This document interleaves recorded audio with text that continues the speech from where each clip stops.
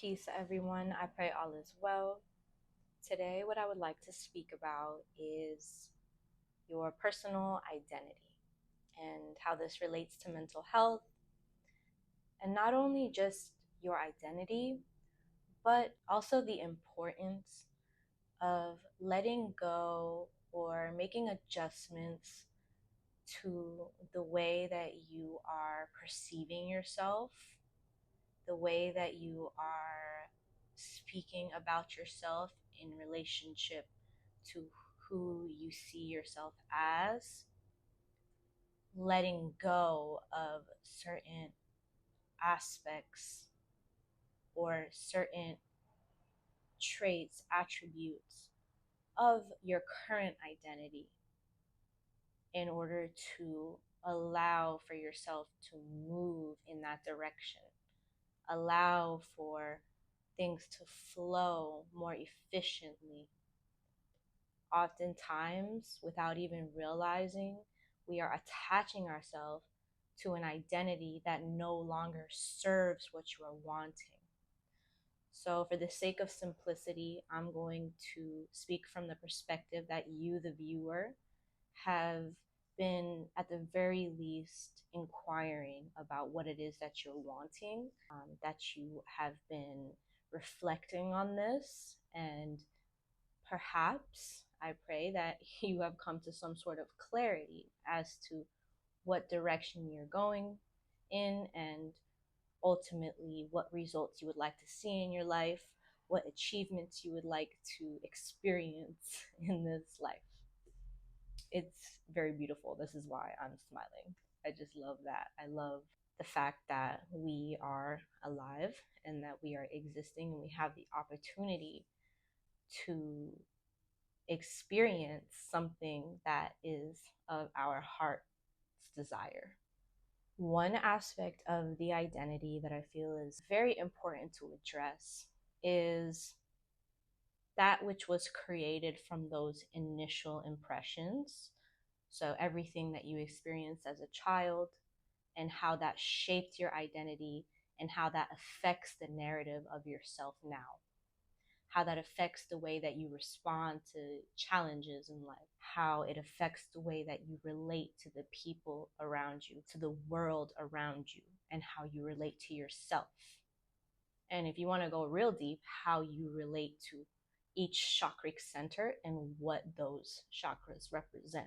It will be helpful for you to spend some time seeing the ways in which your childhood development affects the way that you are speaking about yourself, the way that you are perceiving yourself, how that has shaped your personal identity now.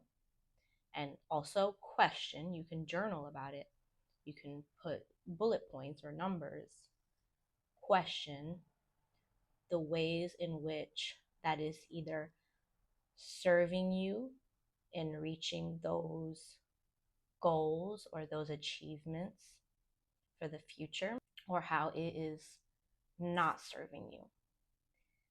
And choose the ones that will move forward with you and start to work on letting go of any attachment that you might have by way of first becoming aware of whether or not there is an attachment to that identity. So, another aspect of your identity or the ways that your identity has been shaped is certain milestones in your life, achievements that are significant to you.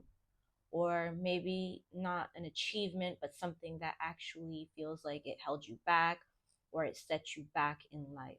Addressing these and seeing how these are actually affecting your concept of self, how these have shaped the internal narrative you have in regards to your identity. If something really held you back, if something really made you get into a state of being where you have a low sense of self-worth because of something that you are attaching your identity to, I can give you guys an example for this. I feel like that would be the best for this particular aspect of your sense of self. I personally was studying um, nursing. And so, with nursing, you have to study things like science, anatomy, physiology, chemistry, biology, things of this nature. I spent much time, much energy learning about these things for the ultimate goal of working in a hospital, or so I thought, right? Working in the field, being in the hospital setting, in hospice settings, working with patients, I was really getting into this mode of an identity. I was really nurturing that identity, Jocelyn, as a nurse. And I was building up my confidence and my sense of self worth around this achievement and around this state of being, around this role. During that time, I was presented with a reality check. Already, my mental health was not good at that time. I was very stressed out on so many levels for so many reasons. But then I was presented with this issue of housing insecurity. Because of that, I felt like I needed to just let go. It kind of sent me over this edge where I felt very uncomfortable and I was already in a state of overwhelm. So I had put so much energy into becoming a nurse from a state where in which I was unhappy. I was depressed and also very passionate about other things. I was very into music. I was very into um, being out in nature. I was very interested, or my interest was expanding when it came to consciousness, when it came to meditation and yoga, and all these different doors were starting to open for me so that I could maintain my sanity throughout that process.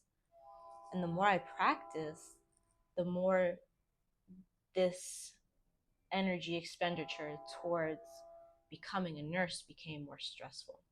So once that was presented to me where, I wasn't sure where I was going to live, I wasn't sure where I was going or what I was doing, I decided that I had to let that go. And part of me was so relieved, but it really hurt my self-esteem because I was identifying with this role. I was empowering myself and my own self-esteem with the work that I was putting in towards this job and towards this career path. So, so I spent years trying to recover from this hit on my self-esteem, but I had to become aware of that. I had to face that. There was no way around it. I had to look at that and say, you know what? This makes me feel like complete shit. Everything I work towards is going into the trash.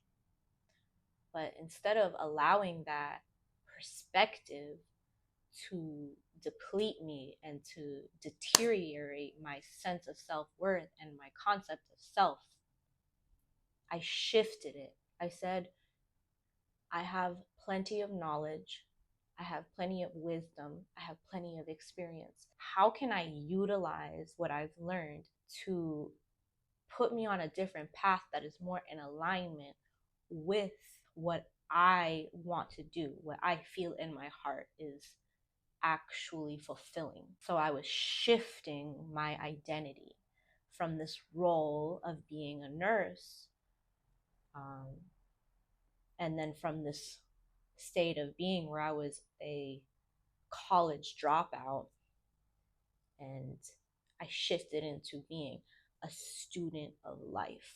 Now, that was not easy to do because I wanted to be a nurse. I convinced myself that this is what I wanted and this was the way that I was going. So moving forwards, I was holding on to that aspect of myself. But in order to really dive deep into that direction that made me feel so fulfilled in life, I had to let go of my attachment to the fulfillment that I had imagined myself experiencing as a result of becoming a nurse. I hope that that makes sense and that you can really feel the sentiment behind that and that you can relate to that. You can relate that to your own personal experience if that's relevant to you or if you're resonating with what I'm saying.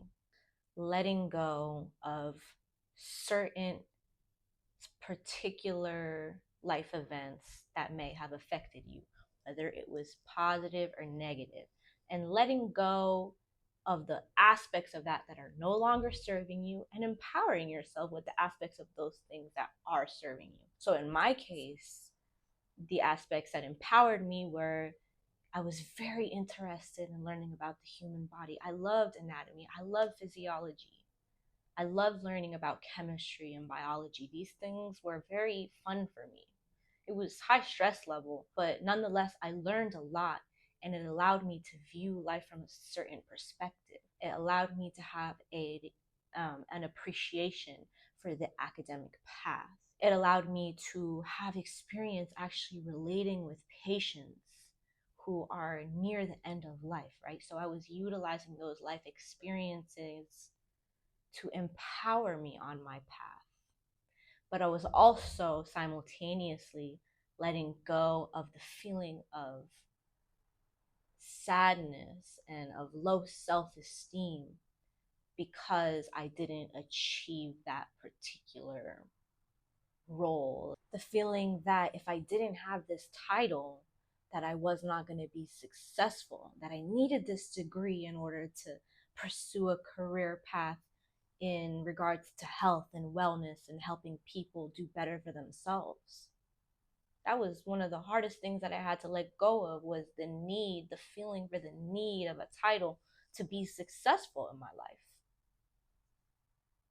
And as a result, I ended up slowly but surely shifting, and I was guided by the divine towards shifting myself in ways that would allow me to actually be joyful and proud of myself for where I was actually at and where I was headed, and to be confident.